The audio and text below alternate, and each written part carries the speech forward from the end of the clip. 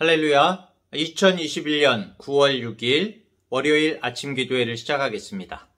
오늘도 귀한 말씀으로 하루를 주님의 은혜와 사랑을 생각하면서 말씀을 묵상하면서 복된 하루를 시작하는 우리 모든 성도님들 되시기 바랍니다. 오늘 말씀은 갈라디아서 3장 10절부터 18절까지의 말씀입니다. 무릇 율법 행위에 속한 자들은 저주 아래에 있나니 기록된 바 누구든지 율법책에 기록된 대로 모든 일을 항상 행하지 아니하는 자는 저주 아래에 있는 자라 하였습니다. 또 하나님 앞에서 아무도 율법으로 말미암아 의롭게 되지 못할 것이 분명하니 이는 의인은 믿음으로 살리라 하였습니다.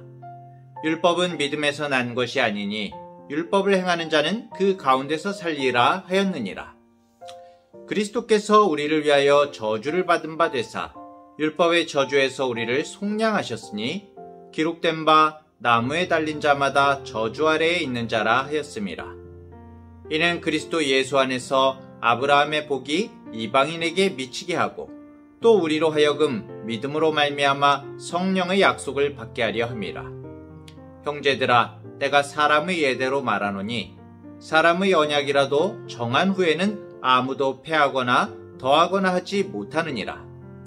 이 약속들은 아브라함과 그 자손에게 말씀하신 것인데 여럿을 가리켜 그 자손들이라 하지 아니하시고 오직 한 사람을 가리켜 네 자손이라 하셨으니 곧 그리스도라. 내가 이것을 말하노니 하나님께서 미리 정하신 언약을 430년 후에 생긴 율법이 폐기하지 못하고 그 약속을 헛되게 하지 못하리라. 만일 그 유업이 율법에서 난 것이면 약속에서 난 것이 아니리라. 그러나 하나님의 약속으로 말미암아 아브라함에게 주신 것이라. 아멘. 성경의 말씀은 계속적으로 누누이 은혜의 복음으로만 구원을 받을 수 있다고 말씀을 하고 있습니다. 근데 이상하게도 우리에게는 어떻게든 내 자신이 율법을 지켜서 어떤 규칙을 지켜서 구원을 얻고자 하는 마음속의 생각들이 있는 것 같습니다. 우리의 신앙생활을 하는 것만 보더라도 예배를 잘 드리고 뜨겁게 기도하고 찬양하고 주일 성수하고 물론 모두 다 이 부분이 하나님께서 기뻐하시는 것이죠. 하지만 이 모든 것이 믿음으로 하지 않는다면은 아무 소용이 없는 것입니다. 갈라디아 교회의 성도들도 마찬가지였습니다. 그리스도의 십자가 복음이 아니라 다시금 할례와 율법을 통한 공로주의로 돌아가고자 하는 그런 모습에 사도 바울은 굉장히 크게 책망을 하는데요. 율법과 믿음으로 인한 그 구원의 문제, 무엇이 맞느냐는 문제는 사실 논리적으로 이미 자명한 문제라고 할 수가 있습니다. 율법으로 구원을 얻는다는 사람들은 어떻습니까? 자신의 능력으로 율법을 행할 수 있고 노력으로 구원받을 수 있다고 생각하는 사람들이죠. 일반적으로 세상에 있는 대부분의 종교들이 바로 이런 자력 종교입니다. 내가 노력해서 내가 선을 행하고 규칙을 지키고 그리고 내가 구원으로 나아간다는 것이죠. 하지만 율법으로는 결코 의롭다고 인정받을 수 없고 저주 아래에 머물 수밖에 없습니다. 왜 그럴까요? 왜냐하면 다 아시겠지만 인간은 그 누구라도 율법에 기록된 대로 모든 것을 완전하게 행할 수 없기 때문입니다. 그렇죠. 생각해 보십시오. 율법은 어느 것은 지키고 어느 것은 지키지 않아도 되는 것이 아니라 완벽하게 모든 것을 지켜내야 하는 것입니다. 한두 개라도 율법을 지키지 못하는 것은 전체를 지키지 못하는 것과 같은 것이죠. 근데 이건 사실 수량하기도 힘들어요. 하나님, 이렇게 말할 수도 있지 않습니까? 하나님, 제가 세상에 살면서 100가지 행동을 했는데 51가지, 51가지는 율법을 잘 지켰습니다. 그런데 49가지는 못 지켰어요. 하나님, 그래도 제가 율법을 더 많이 율법을 잘 지켰으니까 된 거죠? 이렇게 말할 수 없다는 거죠. 그럼 50대 50은 어떻게 합니까? 그렇죠? 또 이 사람의 기준과 하나님의 기준이 같을 수가 없는 것입니다. 우리가 아무리 율법을 잘 준수한다고 할지라도 하나님께서 보시는 부분과 우리가 생각하는 부분은 다른 것이죠. 죄인인 인간이 온전히 율법을 지킨다는 것은 불가능하기 때문에 율법은 우리를 구원할 힘이 없는 것입니다. 하나님께서 아무리 좋게 봐주시려고 해도 기준을 세울 수가 없는 거예요. 그래, 넌 노력했네. 그래, 수고했다. 근데 너는 안 되겠어. 이렇게 될까요? 절대적인 공의의 하나님의 기준으로는 이렇게 될 수가 없는 것입니다. 율법을 지키는 것으로 하자면은 100% 지켜야 하는 것이죠. 그렇지 않으면은 하나님의 기준에 부합될 수가 없는 것입니다. 하지만 믿음의 은혜는 어떻습니까? 예수님께서는 십자가의 죽으심으로 율법의 저주를 직접 짊어지셨죠. 하나님께서 그 예수 그리스도를 바라보고 믿는 자는 구원하시기로 약속한 것입니다. 그래서 우리는 철저하게 무능력한 존재임을 겸손히 깨닫고 오로지 믿음을 통해서 구원으로 나아가야 하는 것입니다. 그야말로 은혜죠. 은혜. 예수님께서는 우리를 속량하시기 위해서 친히 십자가의 죽음이라는 대가를 치르셨습니다. 이 속량한다는 의미가 노예의 값을 지불하고 그 노예를 사서 풀어준다는 의미입니다. 바울은 이것을 위해서, 이 속량을 위해서 예수 그리스도께서 우리를 위하여 저주를 받은 바 되셨다라고 그렇게 말을 하고 있습니다.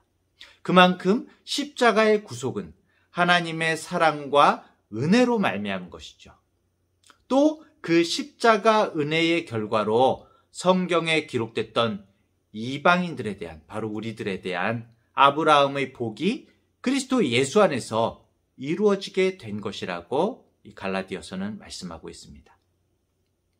사도 바울이 어제 1절에서는 에라이 이 어리석은 자들아 하고 이제 시작을 했지 않습니까? 이 3장을 시작할 때에. 그런데 1절하고 달리 오늘 15절에서는 갈라디아 지역의 교인들에게 뭐라고 부르고 있습니까? 형제들아 이렇게 부르고 있죠. 사실 이것이 바울의 본심이죠. 얼마나 안타까웠으면 앞에서 이 어리석은 자들아 그러면서 막 책망을 했겠습니까? 우리도 때로는 책망을 합니다.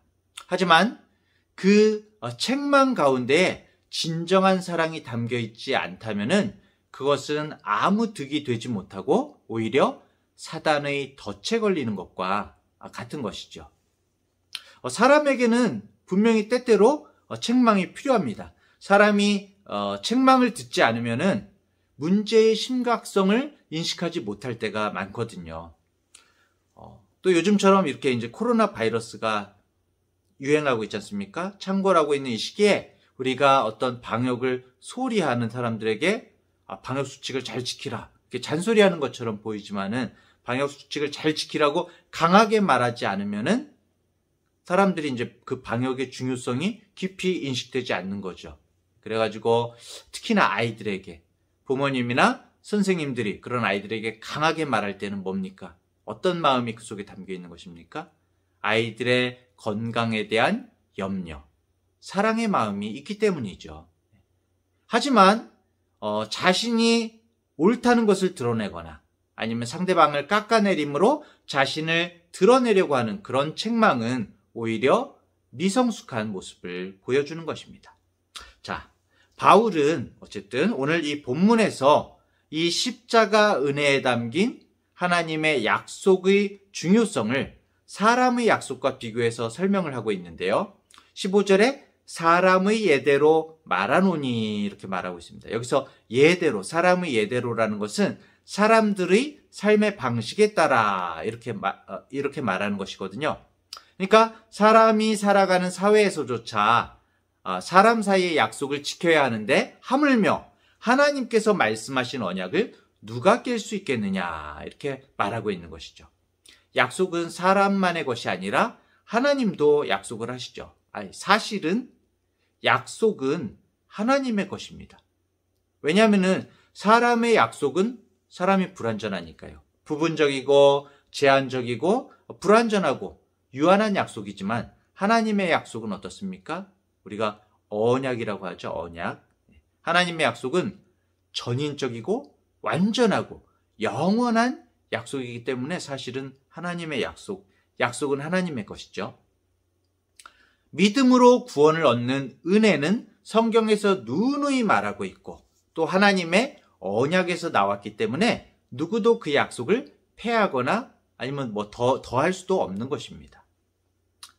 16절에 보면은 하나님께서 아브라함에게 약속을 하셨다는 것을 이제 언급하고 있는데요. 아브라함의 후손들에게도 아브라함에게 하신 약속을 하셨습니다. 그래서 바울이 이 약속들이라고 말하고 있는 것이죠. 그리고 이 16절 하반절에 보면은 여럿을 가리켜 그 자손들이라 하지 아니하고 오직 한 사람을 가리켜 내 자손이라 하셨으니 곧 그리스도라 이렇게 말하고 있죠. 하나님께서 아브라함의 자손들이라고 복수형으로 말씀하시지 않고 아브라함의 자손이라고 단수형으로 말씀하셨다는 겁니다. 이 관련 성경 구절이 창세기 22장 18절인데요.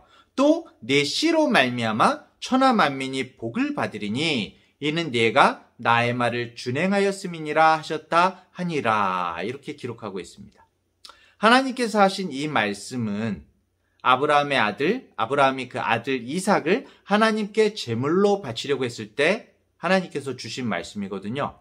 하나님의 말씀 중에서 네 씨는 아브라함의 씨, 아브라함의 자손을 뜻하는데 이게 단수형으로 되어 있다는 것이죠.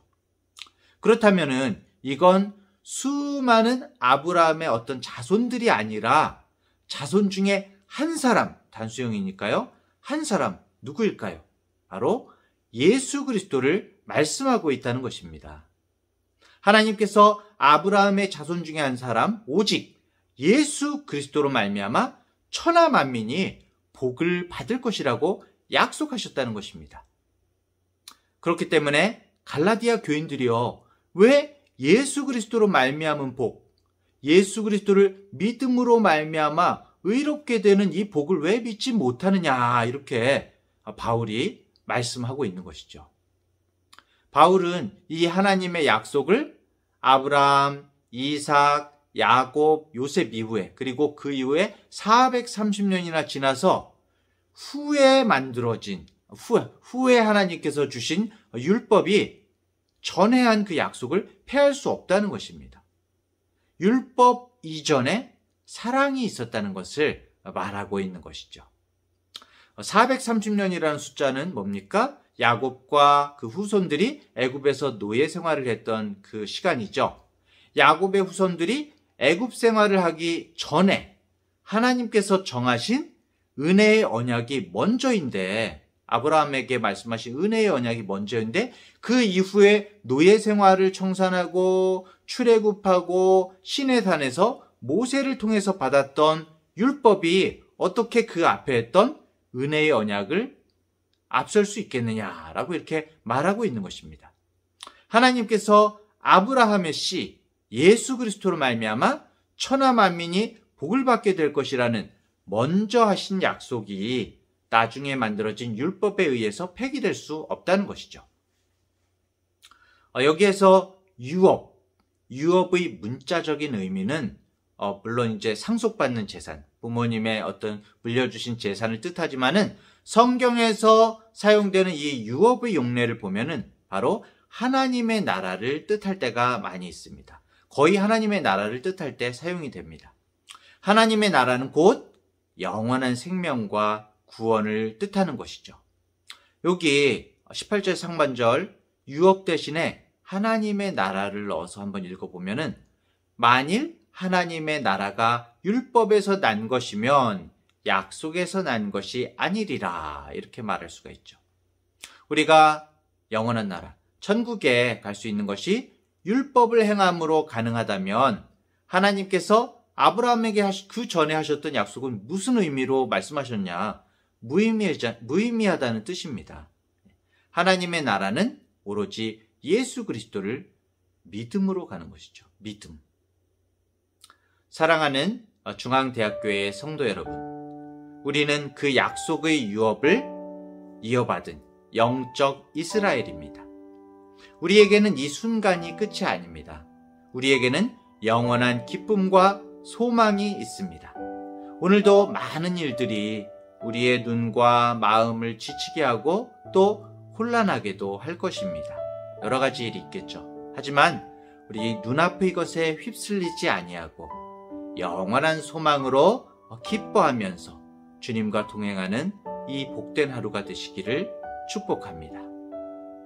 기도의 시간을 가지시기 전에 제가 먼저 기도하겠습니다. 하나님 아버지, 저희를 예수 그리스도를 믿음으로 의롭게 해주시고 약속의 자녀로 삼아주시고 하나님의 나라에서 영원히 살아갈 수 있도록 은총을 베풀어 주셔서 감사드립니다. 율법으로는 의롭게 될 수 없으며 오직 주님을 믿음으로 의롭게 됨을 잊지 않게 하여 주시옵소서. 이 약속의 말씀을 매일 기억하게 하시고 저희 안에 있는 영원한 생명이 율법 아래에 있는 자들에게 또 이 영원한 생명을 모르는 자들에게 전해지는 통로가 될 수 있도록 주여 복내려 주시옵소서. 오늘도 영원한 나라에 대한 소망, 주님과 동행하는 기쁨, 이 약속의 말씀이 고난 중에 즐거움이 되게 하여 주시옵소서. 감사드리며 예수님의 이름으로 기도합니다. 아멘.